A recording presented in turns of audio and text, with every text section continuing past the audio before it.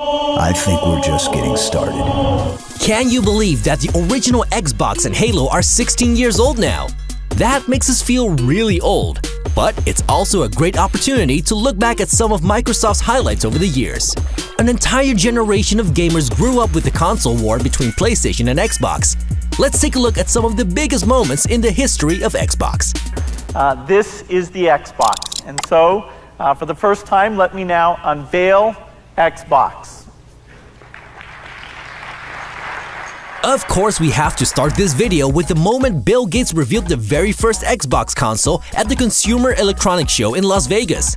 With 64 megabytes of RAM, an 8 GB hard disk, and a Pentium 3 processor, this machine was a beast at the time.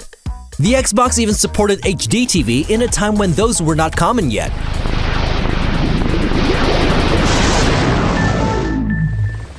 With 24 million consoles sold, the first Xbox did okay, but it was no match for the PlayStation 2.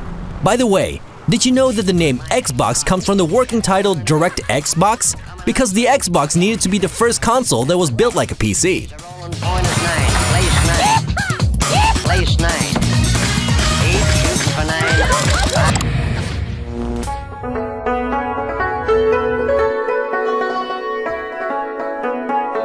I am now loading Acclaim's Revolt. I will soon experience complete oneness with an interconnected global community of game warriors. 1 year after the release of the Xbox, the console got even better with the launch of Xbox Live. Microsoft already slashed the price of the system from $299 to $199, and on its first anniversary, the company introduced its online gaming network. With Xbox Live, Microsoft targeted broadband-connected gamers, and this turned out to be a bet that would pay off. Cool.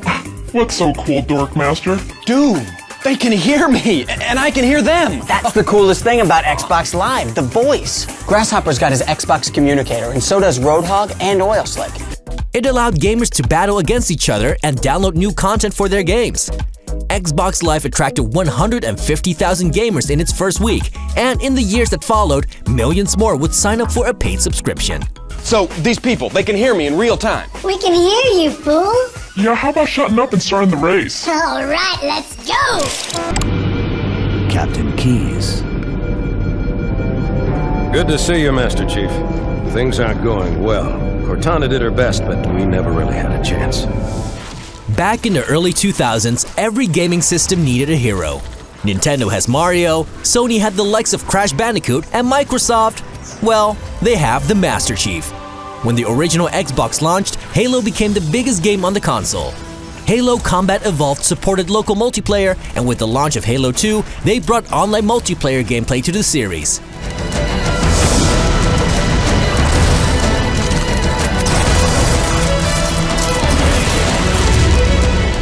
Not only was the first Halo a system seller, it was also proof that shooters on console could actually work. The first two Halo games were released on the original Xbox, while Halo 3, 4, ODST, and Reach launched on the Xbox 360. Halo 5 Guardians is the first in a trilogy of games for the Xbox One.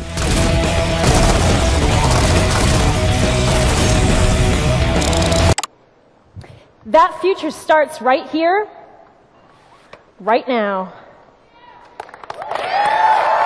Microsoft unveiled the Xbox 360 in May 2005 and launched the console 6 months later. With a $399 price tag and a 1-year head start on the PlayStation 3, the Xbox 360 was off to a great start. With 84 million systems sold, it obviously was a success. But this success didn't come without a price. A few months after the launch of the Xbox 360, reports came in about consoles freezing. A design flaw caused the so-called Red Ring of Death. The rush to launch the system early would eventually cost Microsoft over $1 billion in repairs. On top of that, Microsoft sided with Toshiba in the battle between HD DVD and Blu-ray. The company launched an external HD DVD drive, but just a few months later, the company pulled the plug on the project as Blu-ray took over. Experience our movies on Blu-ray. This is how our movies are meant to be. I killed people, smuggled people, sold people. Perhaps here, things will be different. Since every Grand Theft Auto game was a huge hit on the PlayStation 2, Xbox, and PC, everybody was waiting on news about the first next-gen game in the series. On stage at E3, Peter Moore revealed a Grand Theft Auto 4 tattoo. So what I'd like to show you is my new edition. Even better for Microsoft was the exclusivity deal that came with it. Rockstar Games was going to make exclusive episodic content for the Xbox 360. This would later be known as episodes from Liberty City. One story was based on the Lost and Damned biker gang, while another was called The Ballad of Gay Tony. Alright, man, peace out, bro! We need a leader. And surround them with the brightest, the toughest, the deadliest allies we can find. Some games define a generation. On the Xbox 360, you could play the majority of them.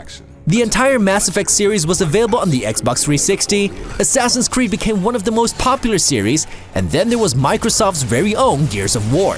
The story of Marcus Phoenix and his buddies against the Locust Horde became one of the defining franchises of a generation.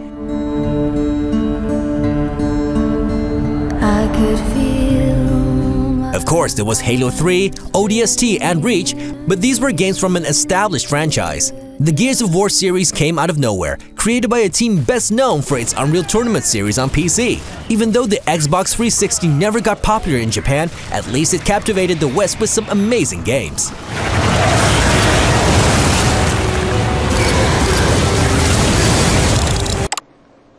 We've also added a new concept called achievements. Now, these are sort of a record of everything you've accomplished across your entire library of games. Microsoft introduced achievements in 2005 with its Gamerscore system on the Xbox 360. What seemed like a throwaway and pointless feature quickly became an obsession for a lot of gamers. We even played a few games we really didn't like back in the day just to earn achievements. It's kind of crazy when you think about it now, but Gamerscore was a real thing back then. Few things made us happier than hearing the achievement unlock sound.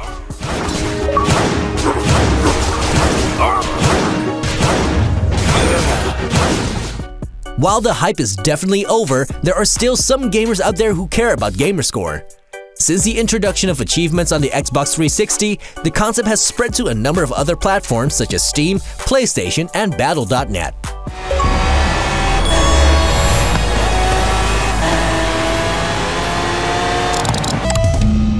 So, you've come back for more, Ian. Yep, let's do it. This should be good. Let's begin. When Microsoft announced Kinect as an add-on for the Xbox 360, we couldn't help but be fascinated by it. But it didn't take long for things to go south. Even when Microsoft would present Kinect on stage at gaming conventions, it often didn't work smoothly. In the end, hardcore gamers weren't satisfied with the product, but it did appeal to a mainstream audience. She sets it up! The Kinect was a financial success for Microsoft, even though most gamers see it as a failure. Microsoft bundled Kinect with the Xbox One, but quickly took it out after a few months. The company eventually killed off Kinect entirely in October 2017. This is it, Xbox One. Microsoft unveiled its new gaming console in May 2013. The Xbox One's reveal didn't go without hiccups though. It was pitched as a console that would always be online and where gamers would not be able to share games. This and many other restrictions caused a major backlash when the console launched on November 2013. This is how you share your games on PS4. Thanks. Many gamers flocked to the competing PlayStation 4, and Sony has been leading this generation of consoles ever since. At this moment, the Xbox One has sold an estimated amount of 30 million units. The PS4 has been sold almost twice as much.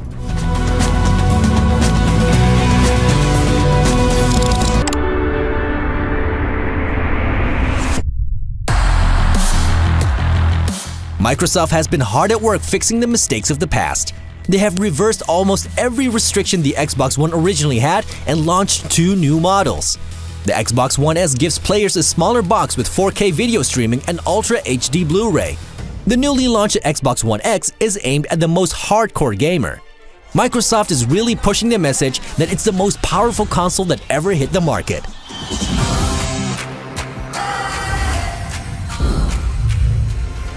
It gives gamers who don't want to build an expensive PC the option to play games in a native 4K resolution. The battle with PlayStation isn't over yet, and with the newly launched Xbox One X, allegiances can still shift.